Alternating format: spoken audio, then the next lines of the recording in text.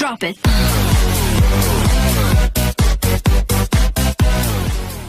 Bismillahirrahmanirrahim. Assalamualaikum warahmatullahi wabarakatuh.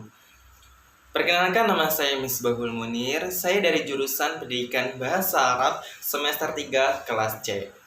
Pada video kali ini, saya akan menjawab beberapa pertanyaan dari ujian tengah semester mata kuliah pemerolehan pembelajaran bahasa asing. Langsung saja, tidak usah buang-buang waktu. Mari kita masuk ke pertanyaan pertama.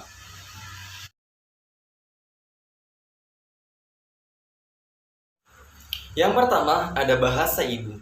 Bahasa ibu adalah bahasa pertama yang dikuasai oleh seorang anak melalui lingkungan terdekatnya. Bahasa ibu juga dikuasai secara intuitif atau alamiah, bukan karena belajar, yaitu melalui orang tua, keluarga, dan masyarakat di sekitarnya. Contohnya, seperti bahasa sehari-hari yang digunakan untuk berkomunikasi dengan orang di sekitarnya, baik itu seusianya atau lebih dewasa dari dirinya.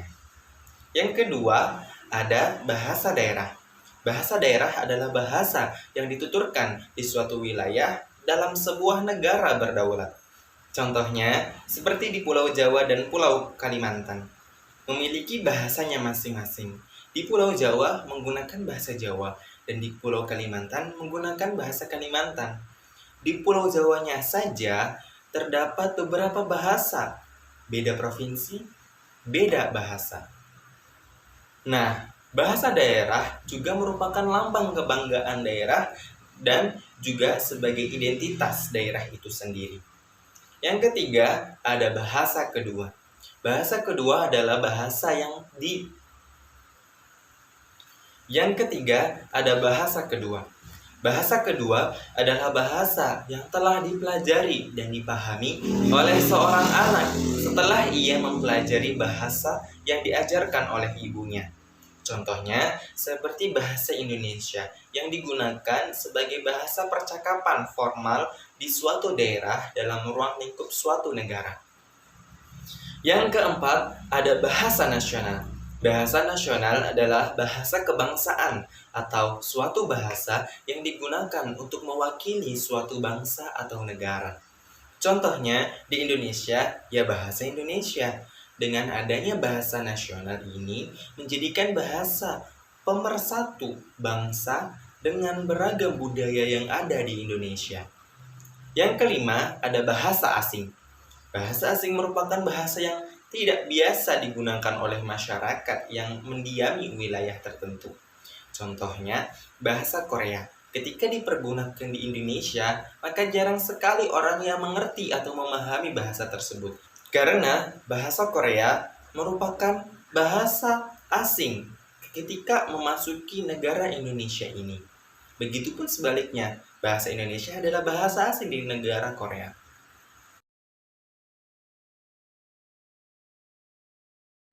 Persamaan dari kelima bahasa ini ialah sama-sama menjadikan alat komunikasi yang dapat digunakan untuk menyampaikan keinginan, maksud tertentu, bertukar pikiran dari individu satu ke individu yang lainnya. Perbedaan dari kelima bahasa tadi ialah yang pertama, bahasa ibu adalah bahasa yang dikuasai secara intuitif atau alamiah. Yang kedua, ada bahasa daerah, merupakan lambang kebanggaan daerah dan juga sebagai identitas daerah itu sendiri. Yang ketiga, ada bahasa kedua, merupakan bahasa yang dipelajari karena faktor lingkungan. Yang keempat, ada bahasa nasional, dipergunakan sebagai bahasa identitas suatu bangsa atau negara. Yang kelima, ada bahasa asing. Bahasa asing merupakan bahasa yang ada di negara lain, atau identitas suatu bangsa tidak bisa dipahami di negara atau bangsa lainnya.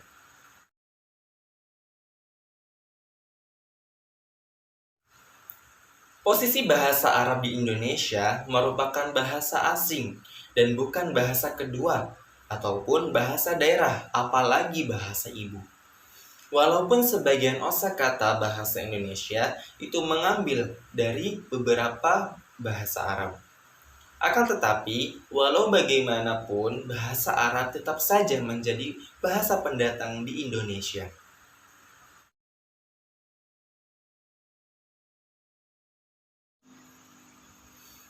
Pemerolehan bahasa adalah proses yang berlangsung di dalam otak seorang anak ketika ia memperoleh bahasa pertamanya atau bahasa ibunya dan terjadi secara alamiah. Sedangkan pembelajaran bahasa ialah suatu proses yang dilakukan oleh orang dewasa dalam mempelajari bahasa keduanya.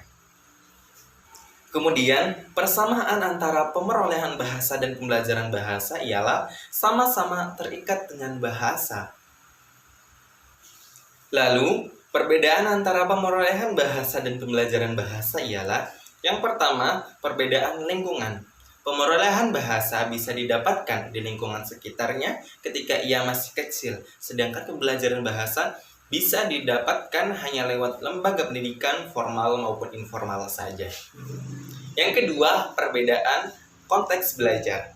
Pemerolehan bahasa dapat dipelajari hanya dengan memungut atau mengambil dari orang tua atau lingkungan sekitarnya. Sedangkan pembelajaran bahasa dapat dipelajari di lembaga pendidikan saja.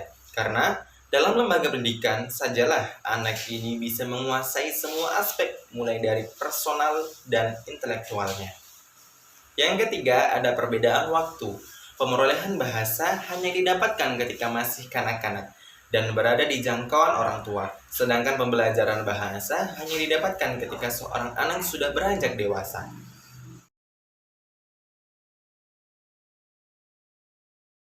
Menurut saya, yang lebih sesuai ialah proses pembelajaran bahasa, karena bahasa Arab merupakan bahasa asing di Indonesia. Jika tidak dipelajari terlebih dahulu, itu akan susah diaplikasikan di negara kita ini. Karena pada dasarnya, bahasa Arab memiliki beberapa tujuan yang harus dipenuhi. Misalnya, ketika kita belajar bahasa Arab, kita harus paham betul atau memenuhi syarat. Di dalam mempelajari bahasa Arab, kita harus menguasai 4 kecakapan berbahasa. Yang pertama ada menyimak atau istima, yang kedua ada berbicara atau kalam, yang ketiga ada membaca atau qiraah, yang keempat ada menulis atau kitabah. Dari semua aspek itu, ketika kita sudah memahami betul dari keempat aspek itu, insya Allah kita akan bisa mengaplikasikan bahasa Arab itu.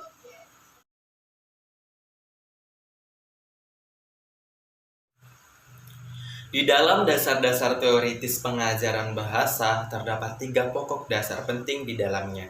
Di antaranya adalah teori yang pertama, yaitu teori ilmu jiwa atau dasar psikologi. Pada teori ini, para ahli psikologi pembelajaran sepakat bahwa dalam proses pembelajaran atau belajar mengajar, terdapat 2 faktor, internal dan eksternal. Nah, jika ditanya faktor manakah yang lebih dominan atau lebih penting, jawaban atas pertanyaan ini bisa diketahui melalui 2 madhab psikologi, yaitu madhab behaviorisme dan madhab kognitif. Teori yang kedua yaitu teori bahasa atau dasar linguistik. Teori ini dipengaruhi oleh perbedaan pandangan terhadap hakikat bahasa dan perbedaan dalam cara menganalisis dan mendeskripsikan bahasa. Pada teori ini memiliki 2 aliran yang penting, yaitu yang pertama aliran strukturalisme dan yang kedua aliran generatif transformatif. Teori yang ketiga yaitu strategi mengajar atau dasar pedagogis. Teori ini merupakan suatu penjelasan tentang seluk-beluk pendidikan anak dan lebih mengutamakan kepada pemikiran, serta pendidikan ini lebih menekankan kepada praktik.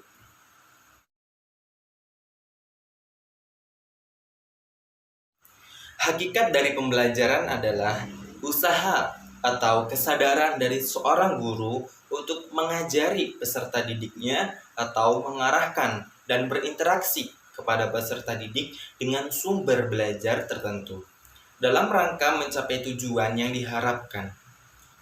Bagi lingkungan di Indonesia ataupun masyarakat umumnya di Indonesia, bahasa Arab adalah bahasa asing. Karena bahasa Arab adalah bahasa pendatang di Indonesia dan bukan bahasa yang digunakan sehari-hari di Indonesia.